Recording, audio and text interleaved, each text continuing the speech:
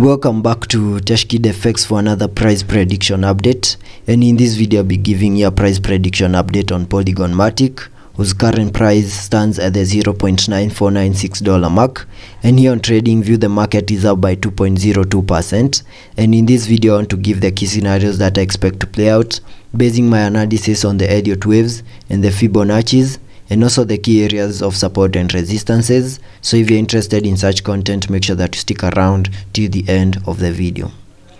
I'll kickstart the video by giving a brief of what has been happening on this chart. Polygon Matic from the all-time high has been seeing lower prices in this massive ABC correction, which has now taken us to around the $0.32 mark. And having done that, I believe Polygon Matic has done the minimum that we expected that ABC correction to do, and soon we might see this pump to the upper side, having a wave 5 taking us back to an all-time high. And before that plays out, we first need to see a wave 1 to the upper side, which I believe is what is in formation at the moment, and I have a target area for that wave 1 at around the $1.89 mark and the $1.558 mark. That is basing it on the Fibonacci's. So if I apply the fibs here from this low down here to the all-time high, that should give us the minimum, a target area between the fib level 0.618 and the fib level 0.5, and that is what I want to discuss in this video on the 4-hour chart. So if I jump to the 4-hour chart so that you can see that better, here on the 4-hour chart you can see that the price of Polygon Matic has been moving to the upper side in this Elliot wave pattern, and within a wave 1 of an Elliot wave, we need to see fractal waves in formation. I believe the movement that we are seeing at the moment is a fractal wave for that wave 1 to the upper side, and at the moment we are in the formation of a wave 5 to the upper side. And if I get into the details of how these waves have formed, you can see that from the low at around the $0.32 mark, the price of Polygon Matic has been moving to the upper side in this wave 1 to the upper side. Then we saw a retracement to the lower side, and in that retracement we expected the price of Polygon Matic to do a minimum of the area between the fib level 0.5 and the fib level 0.618. Then after doing that, we can see a nice reversal in a wave 3. So if I apply the fibs here, you can see that Polygon Matic retraced to the area between the fib level 0.618 and the fib level 0.382. Then we started seeing a very nice bounce to the upper side in a wave 3, and in that movement to the upper side for the wave 3, I had a target area within this yellow target up here. That is the area at around the $0.93 mark, and the price of Polygon Matic respected that. We even overshooted that target area, and that target area was basing it on the trend-based Fibonacci's. So if I use the trend-based Fibonacci connecting the high of the wave 1 to the low of the wave 2, that should give us the minimum target area for the wave 3, and Polygon Matic has respected that, and now we are seeing a retracement to the lower side in a wave 4, which has now come to a complete, and we might be in a wave 5 to the upper side. And this yellow target that I have over here is the minimum that I expected that wave 4 to the lower side to do, because it's a retracement of the wave 3. If I use the Fibonacci's connecting the low for the wave 3 to the high of the wave 3, that should give us a minimum target area between the fib level 0.618 and the fib level 0.5 as the minimum target area for that wave 4.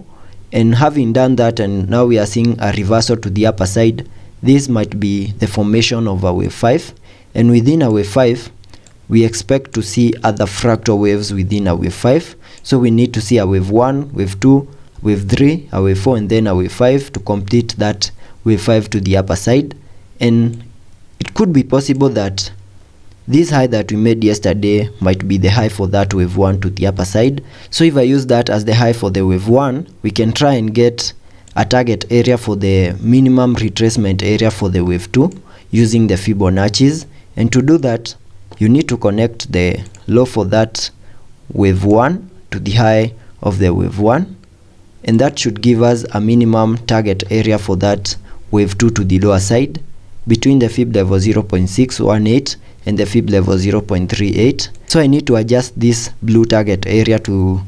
the fib level 0.38, and that is between the $0.90 mark and the $0.83 mark. That is the minimum that I expect us to first have a retracement to the lower side in a wave 2, then we can continue pushing to the upper side in a wave 3. And having said that, that brings me to the scenarios that I expect to play out on this chart. As you can see, on this chart we are trading at around the $0.9795 mark, which is a critical area of resistance, and it could be possible that we might not be able to break above this key area of resistance and maybe make another new high,